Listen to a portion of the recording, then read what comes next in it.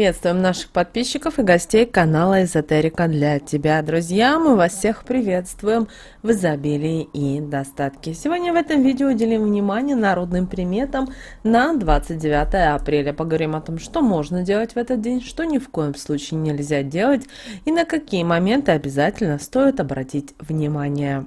29 апреля Православная Церковь отмечает День памяти мучеников коринфских. Мучениц Агапии, Ирины, Хионии, мученика Леонида и мучениц Хариесы, Ники, Галины и Ильинско-Черниговской.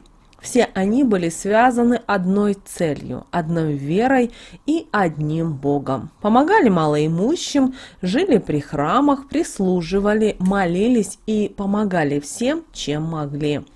После начала гонения христиан они прятались, их заставляли поклоняться языческим богам и навсегда забыть христианство. На что святые произносили в один голос: «Мы, христиане, готовы претерпеть любые страдания за Христа», за что и были приговорены к мукам.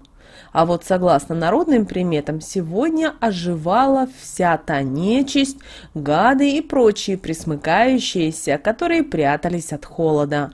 Дабы их спугнуть, очиститься от всех грехов и отрицательной энергии, стоило принять душ.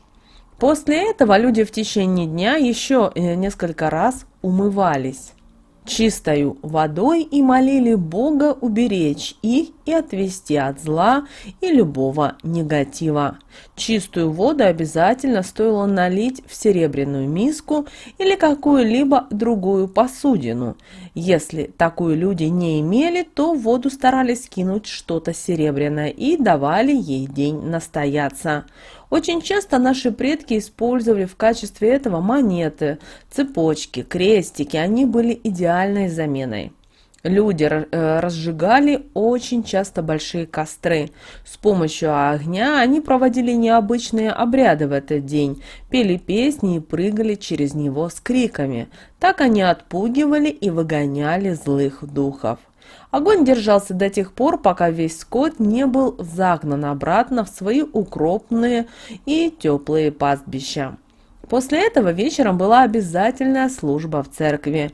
Люди молились, причащались и поджигали свечи, которые ставили возле икон. Но в молитвах ни в коем случае нельзя было просить ничего, связанного с финансами. Возвраты долгов, различные деньги просто были исключены. Люди зачастую думали и просили хороший урожай, здоровья, благополучия в семье и мирного неба над головой. Еще рассказывали, что предки просили у Бога зачастую не любви конкретного человека, а в общем семейного счастья, так как считали, что от судьбы не убежишь. Перед тем, как направиться домой, нужно было взять еще пару свечей, зажечь и этот день попытаться принести в свой дом. Над входной дверью этим огнем выжигали черный крестик. По рассказам наших предков, он помогал уберечь и защитить семью от незваных гостей. К этому времени очень часто замечали и прилет летучих мышей. Когда видели их возвращение, то знали, что уже можно ждать настоящую весну. Такие события радовали людей ближайшим потеплением.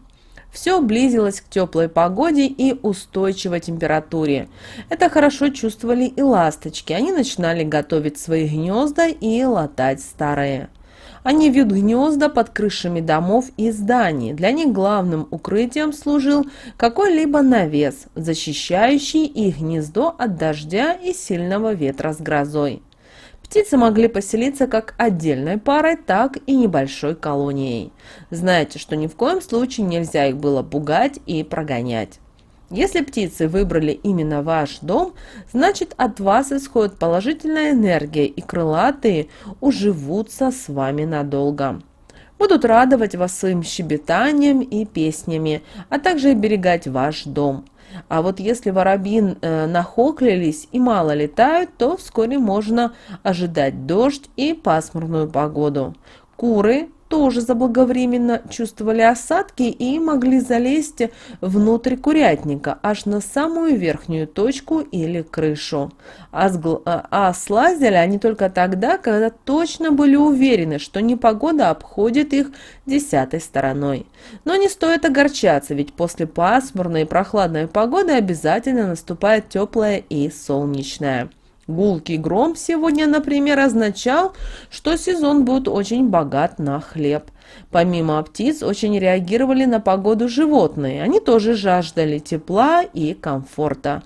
Мечтали также уже чаще выходить из своих пастбищ гулять и могли своим поведением подсказать предкам, как быть, чего ждать и как одеваться. По утреннему пению петуха можно было сразу сослаться на то, что будет теплый день. А когда начинали потеть копыта у лошадей, однозначно дело точно шло к теплу. И причем тепло было не за горами, а наступало уже в ближайшие пару дней. Ветер дул 29 апреля только в спину спящим на полу животным.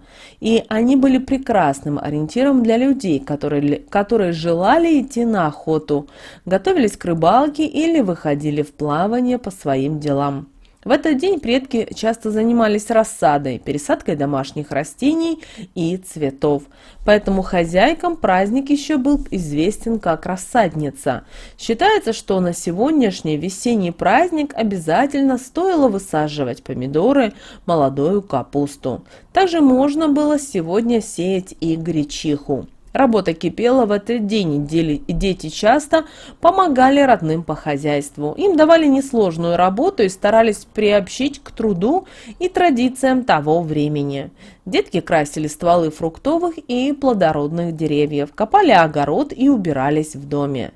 Те, кто был постарше и опытнее, могли даже смотреть и пасти животных. Обычно таким делом занималось сразу несколько старших детей, которые параллельно игрались, общались, бегали и играли в разные игры.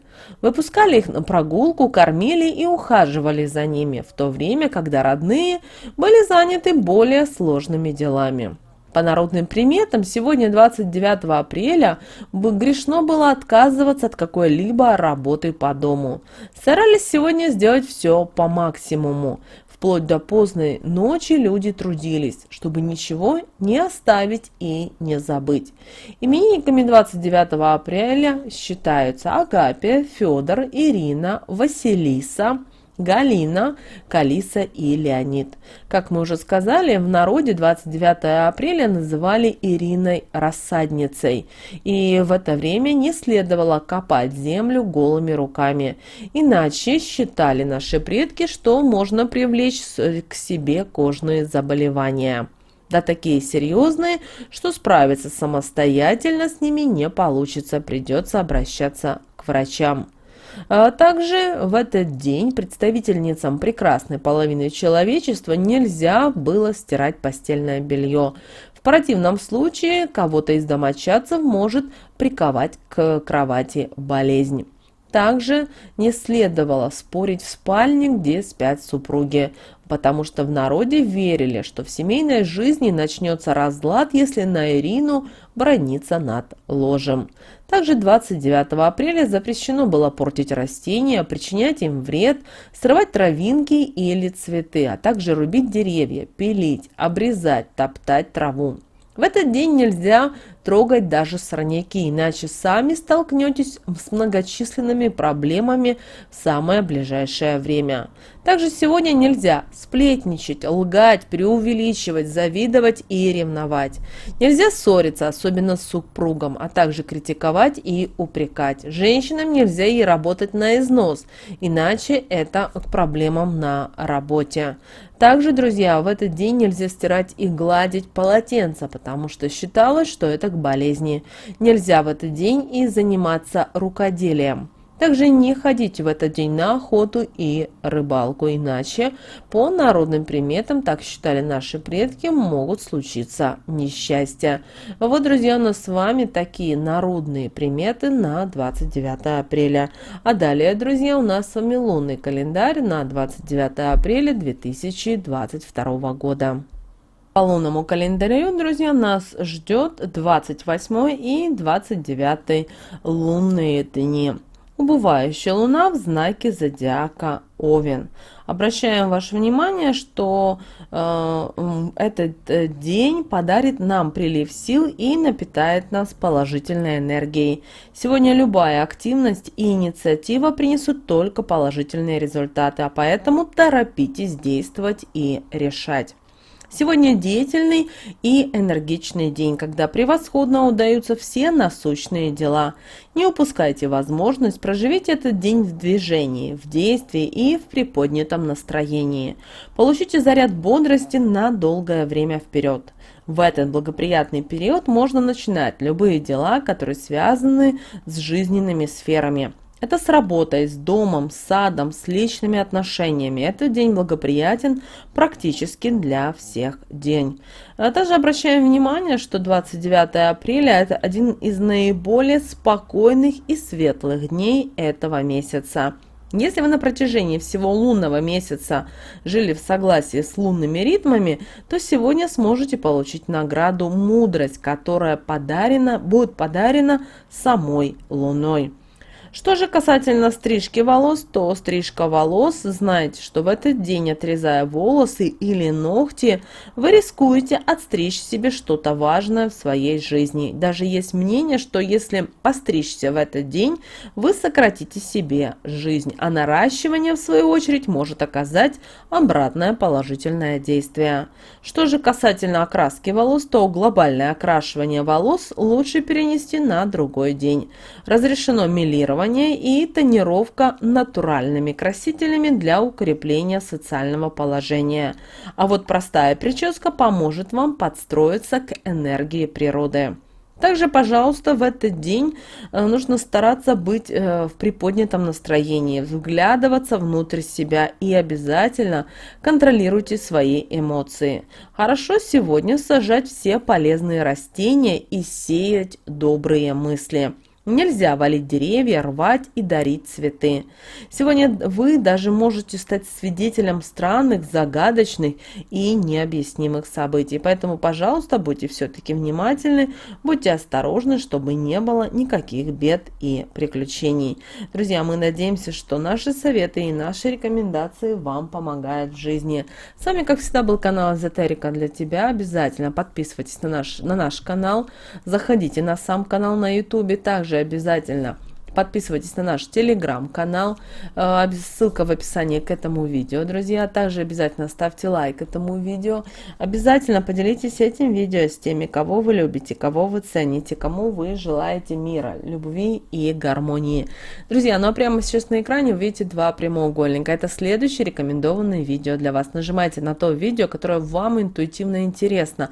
Знаете, там подсказки от высших сил именно для вас. Всем прекрасного дня, друзья. Услышимся уже в следующем видео.